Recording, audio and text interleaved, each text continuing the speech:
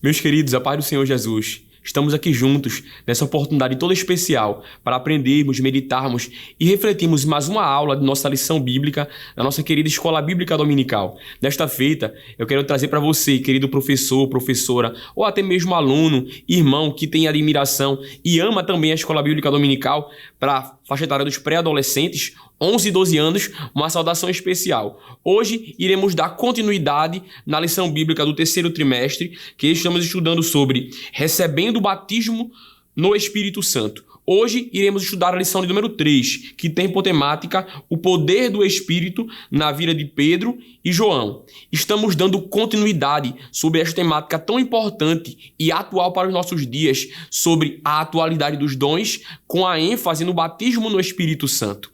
Hoje iremos estudar um pouco mais sobre o que o Espírito Santo faz e opera na vida desses dois homens, como ele age na capacitação, revestimento e dando ousadia e coragem para que o crente possa cumprir a missão que Cristo deu para a igreja, que é de testemunhar, e assim possam permanecer com a convicção de que, independente de quais sejam as dificuldades, independente de quais sejam as oposições, os levantes, as incertezas, o Senhor os garante e os fortalece para permanecer firme no compromisso de pregar o Evangelho. Sem antes iniciarmos falando sobre a lição, eu preciso também trazer à memória a você o texto bíblico que é a base da lição de hoje, que se encontra em Atos, no capítulo número 4, os versículos 23 até o 31.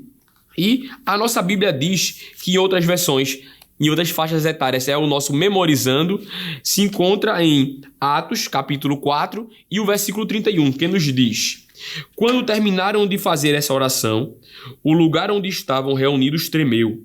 Então, todos ficaram cheios do Espírito Santo e começaram a anunciar corajosamente a palavra de Deus. Nesta feita, eu quero agradecer ao Senhor por mais essa oportunidade que Ele nos concede, bem como a superintendência da nossa querida Escola Bíblica Dominical, nosso pastor Renato, nosso presbítero Gastone e a toda a equipe de comunicação e mídia que tem feito esse tão belo trabalho para a glória do nome do Senhor. Também preciso apresentar a vocês nesta feita os 3 objetivos principais da nossa aula de hoje, dentre os quais cada tópico de nossa lição irá transcorrer e caminhar sobre eles. O primeiro objetivo: destacar a ousadia gerada pelo Espírito Santo em Pedro e João para pregar o Evangelho.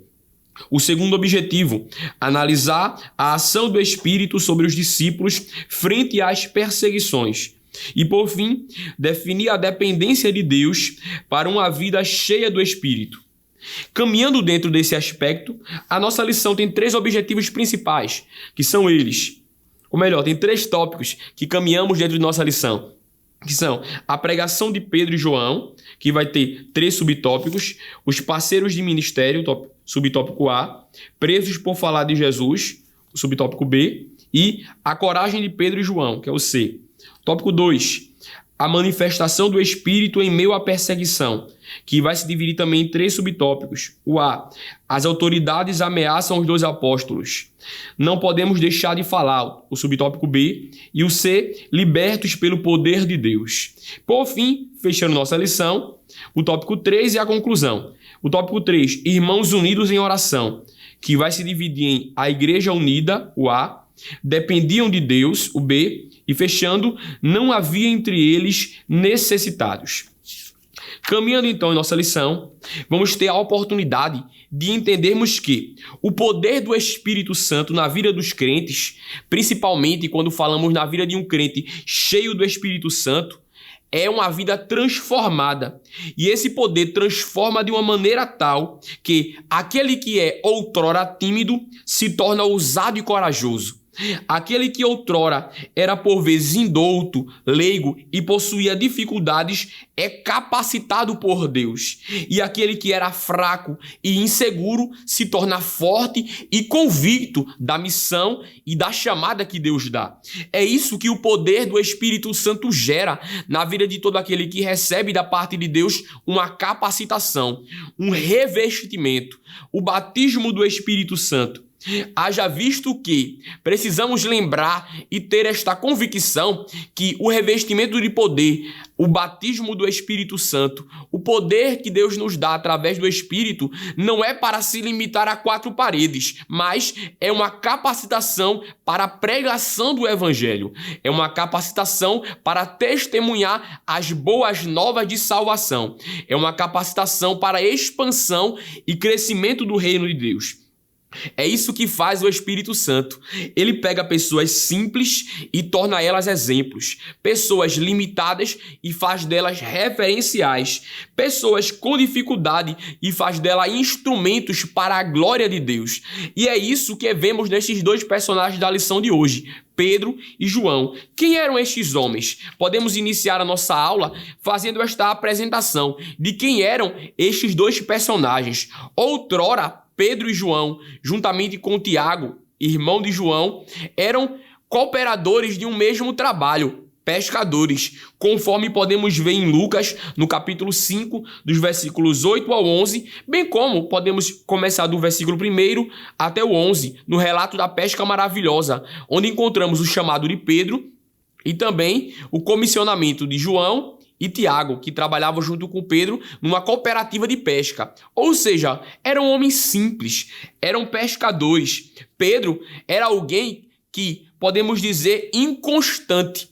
Ainda que seu temperamento, por ser sanguíneo, era o primeiro a falar, por vezes tomava a palavra, a liderança, era alguém de ousadia para tomar atitudes, mas por conta da sua limitação e inconstância, outrora estava sendo usado por Deus, outrora dava uma brecha e era usado pelo diabo. Outrora tinha fé para descer do barco e dar uns passos por sobre o mar, mas por consequente, logo em diante, duvidava, temia e via a situação e começava a afundar. Era alguém que dizia por ousadia e coragem que jamais negaria o Senhor e estava disposto a morrer, mas no momento de pressão nega ao Senhor 3 vezes. Mas é alguém que foi chamado por Deus e quando se converteu de verdade e recebeu o revestimento de poder, se tornou o líder da igreja primitiva. João, alguém conhecido por nós como o discípulo amado, o discípulo do amor, aquele a quem Jesus amava, era outrora conhecido como Boanerges, filho do trovão, por conta do seu temperamento intrépido, por conta do seu temperamento iracundo, por conta de um momento, como encontramos em Lucas, no capítulo 9, a partir do versículo 52, quando Jesus é rejeitado e não é aceito numa aldeia de samaritanos. Ele, junto com Tiago, seu irmão, pede ao Senhor para orar e descer fogo do céu, como Elias fez no Antigo Testamento, e consumir toda aquela aldeia. Jesus olha para ele e diz: não, vocês são filhos do trovão, são filhos da ira, vocês querem destruir a alma dos homens, mas não é essa a missão e o objetivo pelo qual viemos. Não viemos para destruir a alma dos homens, mas para salvar.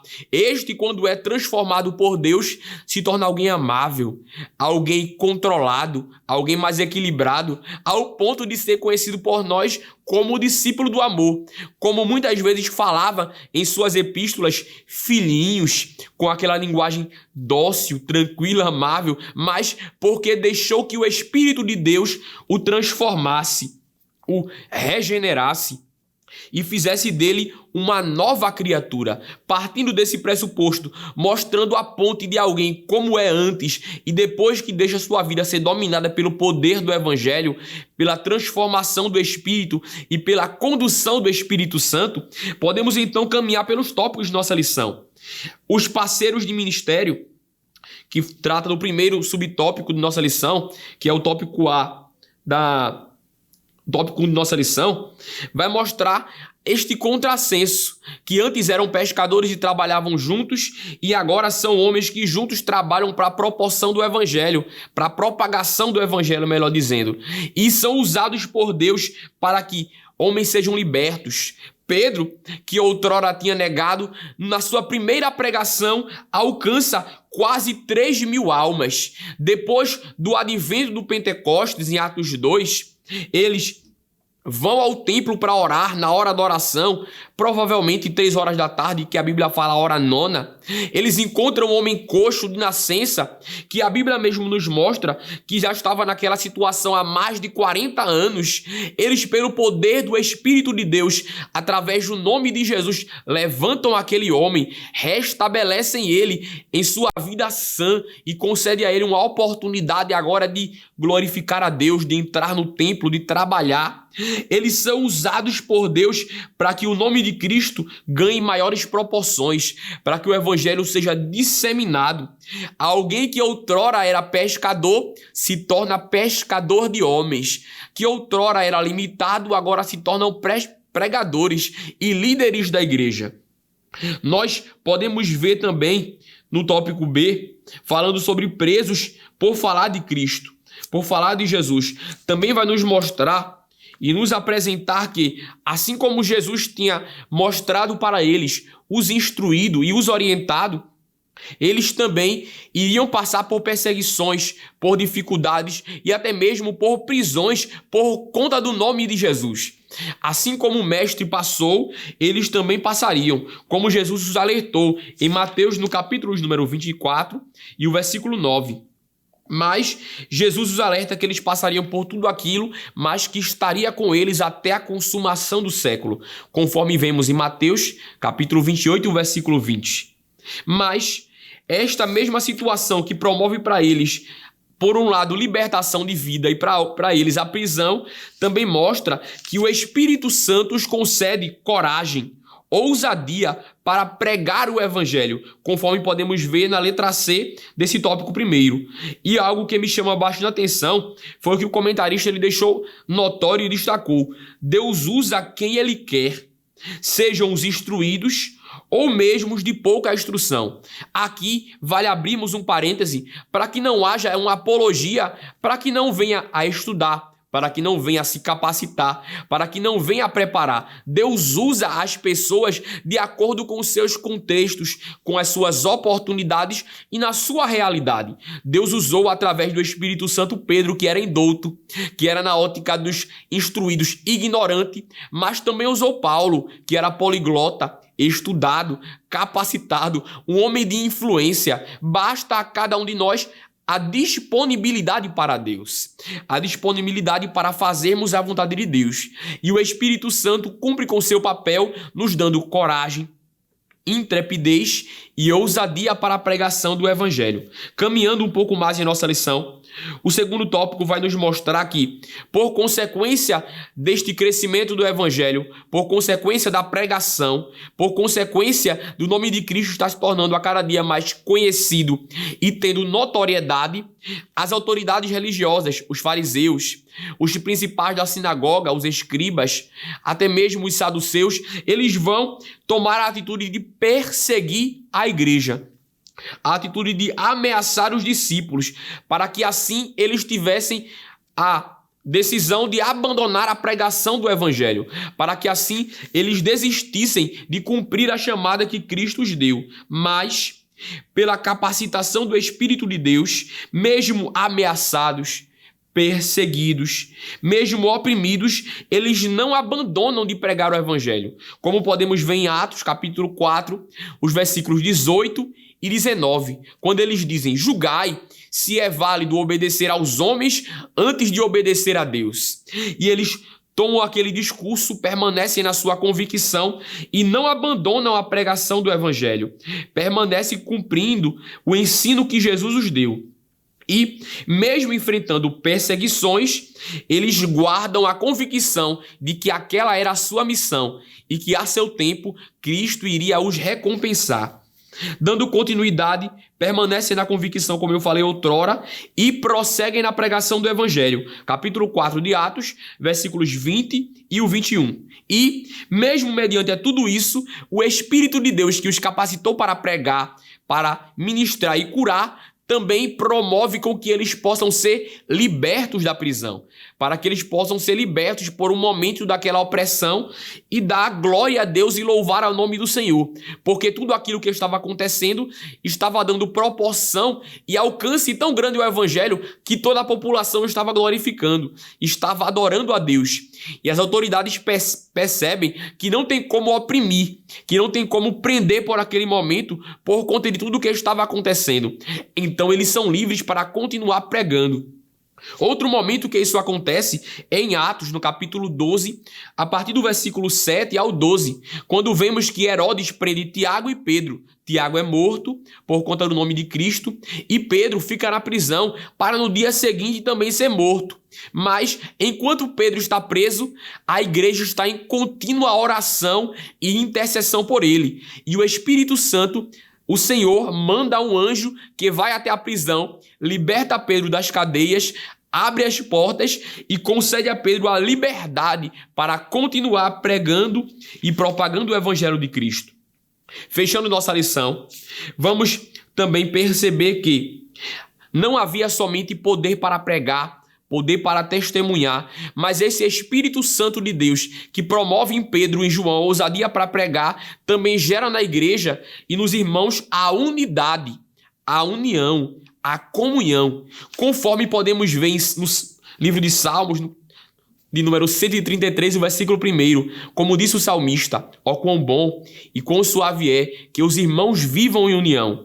O Espírito que nos enche é o Espírito que nos move à comunhão entre os irmãos, a unidade de coração, a unidade na palavra, a unidade no ensino e no partir do pão, conforme podemos ver em Atos 2 e o versículo 42, e perseveravam unanimemente na comunhão, na doutrina dos apóstolos e no partir do pão, e em cada alma havia o temor do Senhor. Eles partilhavam da oração, mesmo em meio às perseguições, como podemos ver falando sobre a igreja unida. Mesmo em meio às dificuldades, perseveravam na união, na oração e na pregação do evangelho, e a igreja crescia e se fortalecia. Eles não somente estavam unidos, mas eles dependiam de Deus, permaneciam na obediência ao Senhor, através do ensino dos apóstolos e do cuidado mútuo.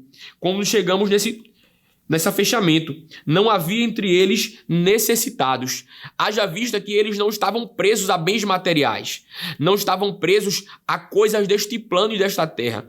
Eles vendiam as suas propriedades para que pudesse sanar a necessidade da igreja, para que pudesse haver recurso entre os irmãos e não houvesse quem padecesse de fome, de sede, de vestimenta, de necessidade algum. Haja visto que um dos principais mandamentos deixados por Cristo é que devemos amar a Deus sobre todas as coisas, de todo o nosso coração e de todo o nosso entendimento, e ao nosso próximo como a nós mesmos. E um exemplo marcante disso é o exemplo de Barnabé, que encontramos em Atos capítulo 4, os versículos 36 e o 37, que era chamado de filho da consolação, ou aquele que dá ânimo, aquele que promovia entre os irmãos a consolação, o ânimo, pois ele tinha suas propriedades, vendeu tudo e compartilhou entre os irmãos, para que assim a igreja pudesse crescer e se fortalecer. Eu trouxe, professor, um recurso visual para que possa ajudar, que é uma dinâmica. Vou deixar aí no link, vai estar na descrição do vídeo, uma dinâmica para uma cruzadinha, para que você possa fazer uma dinâmica na sua sala de aula, fazer aquela interação. Você pode dividir a sua sala em 2 grupos e assim fazer as perguntas. Por exemplo, atitude tomada pelos sacerdotes por conta do crescimento da igreja. Aí vai ter os quadrados. Perseguição, a resposta. Aí, boas novas de salvação, o que é? Evangelho. E assim você vai interagindo com os alunos. Depois você pode fazer alguma premiação, você pode fazer algum tipo de prêmio para que eles possam estar motivados e assim participem da aula. Além da dinâmica, eu deixei tanto com a cruzadinha, que você pode imprimir e também entregar eles para responder, e também com a resposta, e também vou deixar alguns slides para que você possa usar em sua sala de aula e assim tornar sua aula cada dia mais interativa e produtiva. Querido professor, que Deus te abençoe, que Deus te ajude, que essa aula possa ser um canal de Deus para a sua vida. Então, nos ajude também a compartilhar, a divulgar, deixando o seu like, seu comentário, para que assim possamos desenvolver e a cada dia melhorar para a glória do nome de Jesus. Deus te abençoe e até a próxima aula.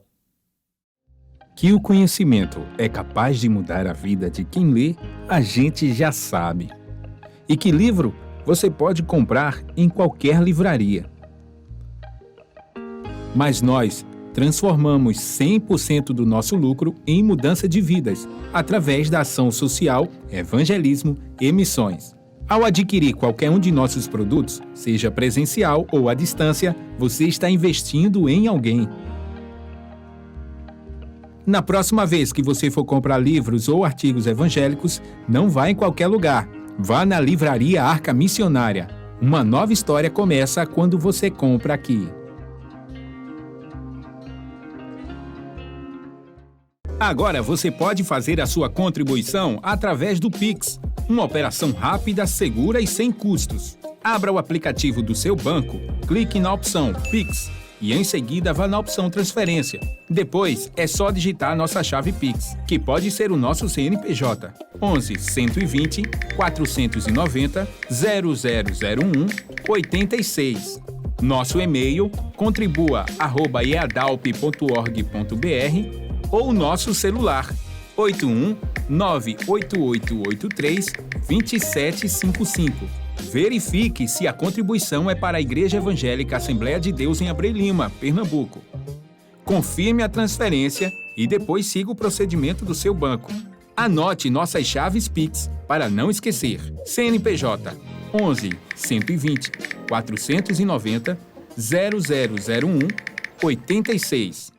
E-mail contribua@iadalp.org.br. Celular 81 98883 2755. Você está contribuindo para o crescimento da obra de Deus.